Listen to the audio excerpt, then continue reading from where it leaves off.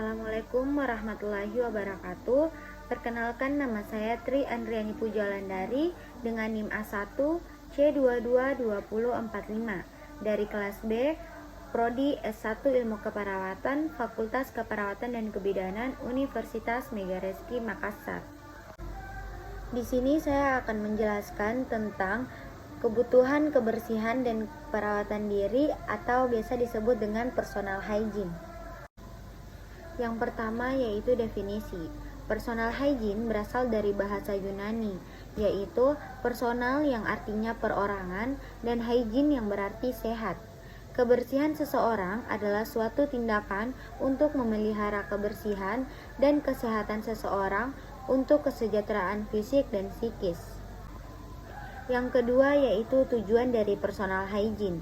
Yang pertama, meningkatkan derajat kesehatan. Yang kedua, memelihara kebersihan diri.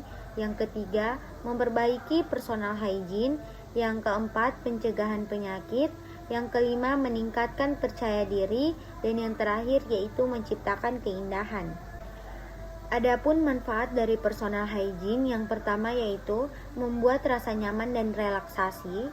Yang kedua, menghilangkan kelelahan. Yang ketiga, mencegah infeksi. Yang keempat, mencegah gangguan sirkulasi darah. Dan yang terakhir yaitu mempertahankan integritas jaringan. Jenis-jenis personal hygiene ada dua. Yang pertama, berdasarkan waktu pelaksana. Terdiri dari yang pertama, perawatan dini hari. Itu dilakukan pada waktu bangun. Yang kedua, perawatan pagi hari. Dilakukan setelah melakukan makan pagi. Yang ketiga, perawatan siang hari. Dilakukan setelah melakukan berbagai tindakan atau aktivitas setelah makan siang. Dan yang terakhir yaitu perawatan menjelang tidur. Dilakukan pada saat menjelang tidur agar dapat istirahat dengan tenang. Yang kedua yaitu berdasarkan tempat. Yang berdasarkan tempat terdiri dari yang pertama, perawatan diri pada kulit. Yang kedua, perawatan diri pada kuku dan kaki. Yang ketiga yaitu perawatan diri pada mulut dan gigi. Dan yang terakhir yaitu perawatan diri pada alat kelamin. Pemeriksaan fisik pada personal hygiene. Yang pertama mulut dan gigi. Yang kedua rambut. Yang ketiga kulit. Yang keempat kaki dan kuku. Yang kelima mata, telinga dan hidung. Dan yang terakhir yaitu genitalia atau alat kelamin pria dan wanita. Prinsip personal hygiene yang pertama yaitu kulit. Umumnya kulit dibersihkan dengan cara mandi. Ketika mandi, sebaiknya menggunakan jenis sabun yang banyak mengandung lemak nabati karena dapat mencegah hilangnya kelembapan dan menghaluskan kulit.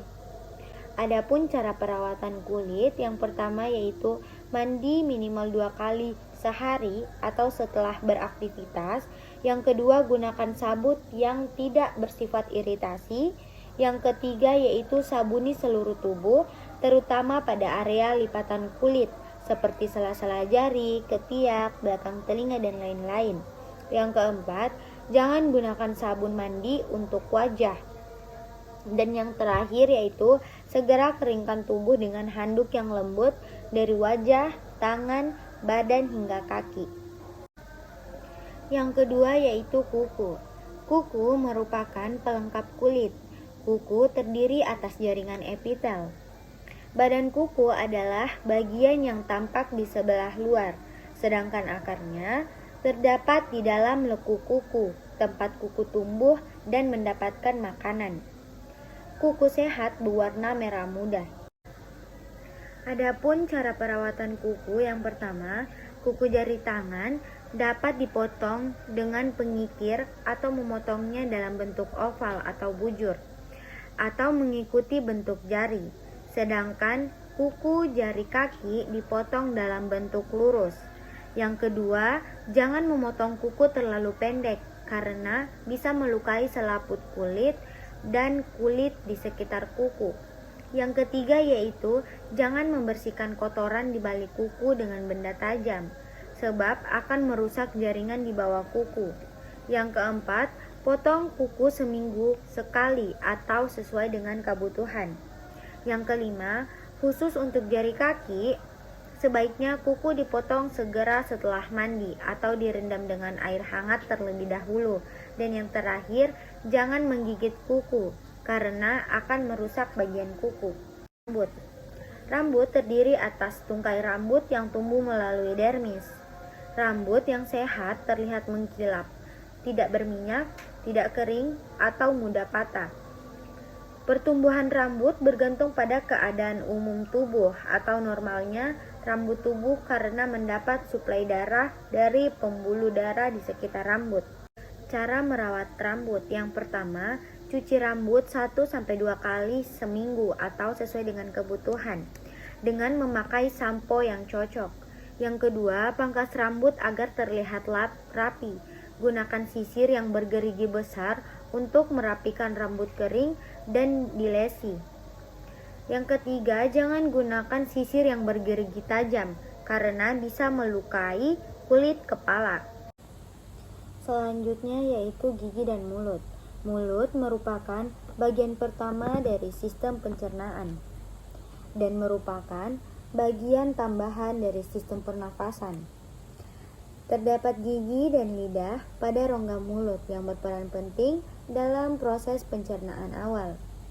Selain gigi dan lidah, ada pula saliva yang penting untuk membersihkan mulut secara mekanis. Pertama, tidak makan makanan yang terlalu manis atau asam.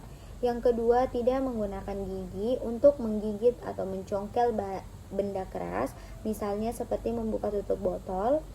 Yang ketiga yaitu menghindari kecelakaan seperti jatuh yang dapat menyebabkan gigi patah.